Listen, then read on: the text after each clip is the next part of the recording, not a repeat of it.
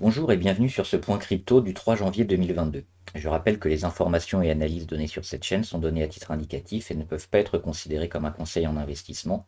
L'investissement en bourse est risqué et vous êtes responsable de tous les investissements que vous faites. Allez, on attaque avec le Bitcoin. Alors le Bitcoin qui a tenté un petit rebond récemment, depuis le 24, et qui bute là sur son oblique, qui sert de résistance sur les 38 000, 38 500, 38 700 environ. Donc il continue sa dégradation entre ces deux obliques rouges ici. Et il va certainement aller chercher les 30 000 s'il n'arrive pas à casser cette oblique. Il a mis un petit palier à 32 000. Il risque d'aller à nouveau le chercher et peut-être plus bas. Donc toujours une dégradation et une phase de correction sur le Bitcoin. Tant qu'on reste dans ce canal baissier sous les 35 000. Pour le casser, il faudra dépasser cette oblique et rattaquer surtout les 39 000, les 40 000 qui sont un support très important sur le Bitcoin. Si on n'y arrive pas, donc à court terme, on est toujours baissier et on va vers les 33 000, voire les 30 000 si on ne tient pas le support des 33.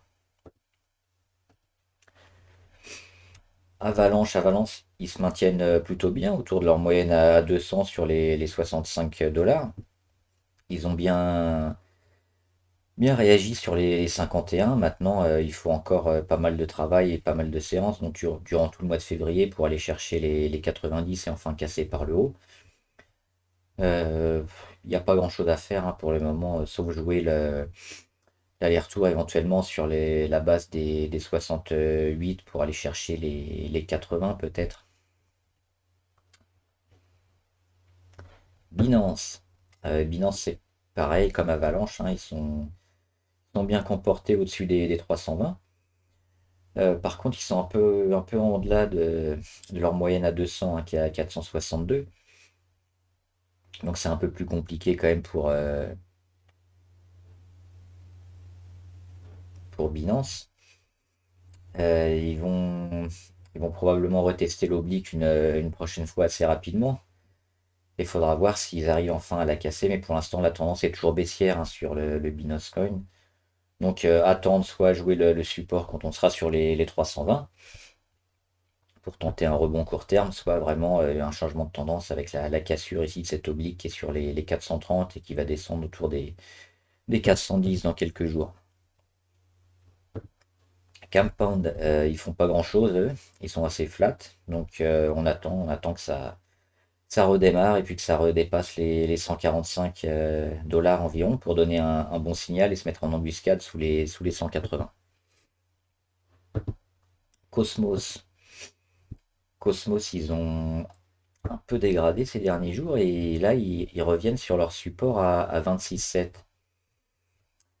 Alors c'est peut-être pas mal pour rentrer sur Cosmos parce que on voit que la moyenne 200 est juste au-dessus, que les chandeliers arrêtent d'être vraiment volatiles. On perd un peu en volatilité là ces derniers jours, donc on a un petit support sur les 25,7 et surtout sur les 26,7.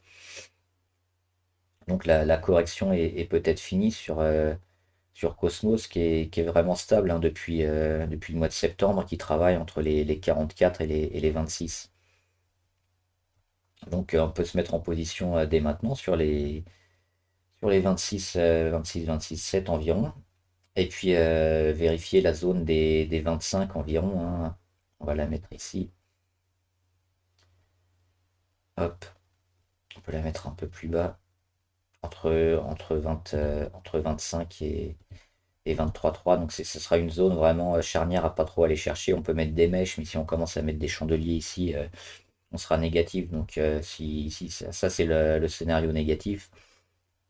En positif, on va aller chercher la moyenne à 200 et on va continuer le rebond. Donc un ratio gain-perte qui est plutôt favorable aujourd'hui sur les 26,6. Mana, c'est une des rares qui se comporte plutôt bien, donc des centrales longues. Elle a cassé l'oblique le 31 janvier, cette oblique descendante ici. Elle est au-dessus de sa moyenne à 200, elle a buté sur sa moyenne à 50 jours.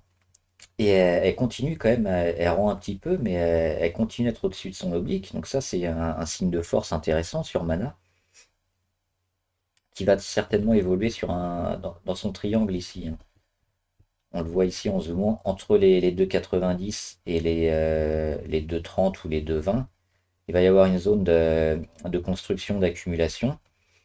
Il ne faudra pas casser l'oblique à la baisse, sinon ce sera un signe de faiblesse. Mais si on arrive à se maintenir et à rattaquer les 2,9, on sera très positif. Et sur débordement des 2,9, ça sera un véritable retournement de tendance sur Mana qui aura fini sa correction. Donc c'est une des actions les plus intéressantes, une des cryptos les plus intéressantes à suivre récemment. Dogecoin. Dogecoin, bah pareil, ils sont un peu flat, hein, comme Binance ou Avalanche. Pas grand chose à faire. La tendance de court terme ou de moyen terme est plutôt à la baisse. Donc on évite de se mettre en position. Mais elle a cassé quand même sa petite oblique et puis elle se maintient depuis un moment. Donc on sent que la correction, la grosse correction est probablement finie. On a le support sur les 0,12 qui a été testé plusieurs fois avec les mèches. Mais ici on se maintient. On a une baisse de la volatilité. Donc pour l'instant, les investisseurs sont pas trop dessus. Faut attendre un pic des volumes pour retrouver un peu de peps. Mais s'il y a un gros volume et qu'on repasse au-dessus des 0,16, ça pourrait être intéressant. Pour l'instant, on surveille Dogecoin. Ethereum, bah, comme le Bitcoin, il est sous son oblique baissière. Il a buté. Il essayait de faire un petit rebond là depuis une semaine. Et il n'y arrive pas. Donc il bute à nouveau. Il va certainement aller retester pareil son support sur les 2160 dollars. Et il y a une grosse pression baissière, hein, sur l'Ethereum, comme le Bitcoin. Donc ça va être compliqué. Il va falloir pas mal de temps avant de retourner la tendance. Pour l'instant, on est en phase négative sur Ethereum. FTT ou FTX. Intéressant aussi comme le Decentraland. On est entre 50 et 35, donc une belle zone de travail depuis un mois et demi. On est venu chercher deux fois avec des mèches la zone à 50. Et ce qu'on voit, c'est qu'on a réussi à casser cette oblique ici qui date du mois de septembre. Donc on l'a cassé une première fois, on a réintégré la figure, mais on est repassé au-dessus. Et là, on est dans une belle zone de travail aussi, au-dessus de la moyenne à 50 jours, au-dessus de la moyenne à 20 jours. Et on est dans ce triangle aussi, comme tout à l'heure, hein, on a la même figure.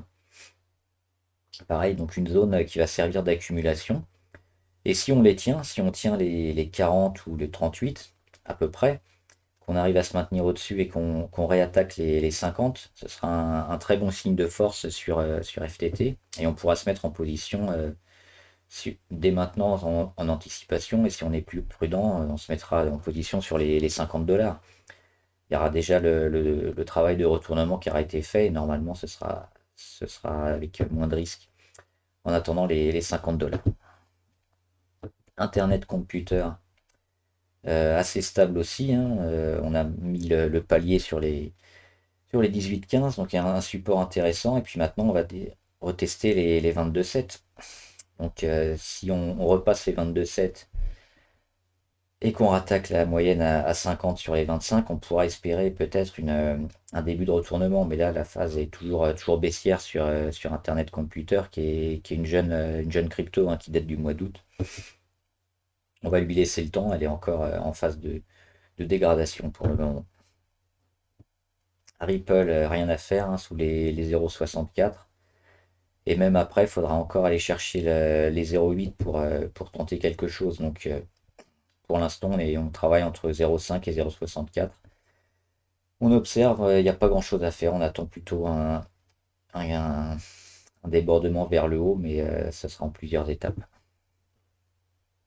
Solana, bah, comme le Bitcoin et comme Ethereum, qui a fait son petit rebond depuis une semaine et qui a buté sur son oblique descendante. Donc là, il va corriger direction les 80 dollars pour Solana. Stellar, Stellar autour des 0,199.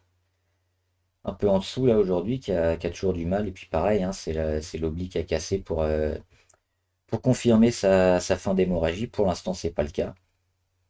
Donc on se tient à l'écart de Stellar en attendant qu'elle réattaque les 0,22 et plus. Terra qui a bien dégradé, hein. On est passé ici dans ce petit tunnel entre 52 et 38 $. Donc c'est plutôt négatif. Ça sera une zone vraiment à tenir, hein, les 30, 38, 39 si on y retourne. Sinon, ça voudra dire une dégradation encore pire sur Terra. Sinon, le scénario positif, c'est qu'on va déborder les 52 et qu'on va réattaquer une nouvelle fois l'oblique sur les 63, 70. Et ce sera seulement là, à ce moment-là, si on arrive à casser par le haut, qu'on pourra se mettre en position sur Terra. The Graph. Alors, The Graph, on n'est pas trop mal, hein. On est en embuscade ici sur les 0,39, 0,40 quasiment. On a le support, il est un peu loin, hein. Il est au 0,23, donc on est très loin. Euh, il va falloir tester à nouvelle fois l'oblique et la casser. Sinon, on va peut-être finalement aller chercher ce support à 0,23.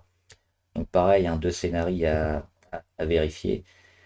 La tentative de cassage d'oblique et on attaque par le haut, ça serait bien de se mettre en position. Sinon, si on bute, on va aller vers le bas et vers les 0,23. Torchen, c'est pareil. On est proche de l'oblique, donc à voir si elle arrive à le casser ou non.